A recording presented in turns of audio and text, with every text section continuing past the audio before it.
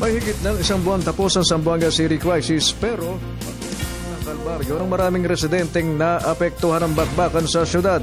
Bukod sa wala ng babalikang pantahanan, problema sa pagkain at kakapusan sa malinis na maiinom, may mga ulat na rin namamatay sa mga evacuation centers.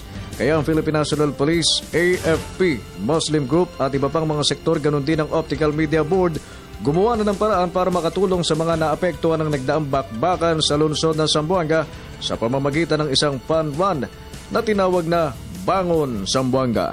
Sana po pumunta tayo ron, tulungan po natin ang Bangon Zamboanga. This is on November 30, Mall of Asia po. Target ng mga organizers na makalikom ng kalahating milyong piso para maibigay sa mga gipit pa rin nating mga kababayang taga Zamboanga.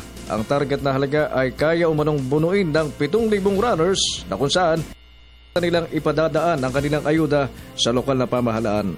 May mga kausap na ho kami ng mga opisyal dun sa Zamboanga City, and then may sulat ho kami sa ating City Mayor, si Mayor Climaco. And then nandito po yung ating opisyal sa DSWD. Napag-usapan po namin kung ano ang magiging maganda kung saan ho namin direkta ibibigay yung aming magiging tulong. So itong tulong kung sakaling makalikom sa ng 500,000,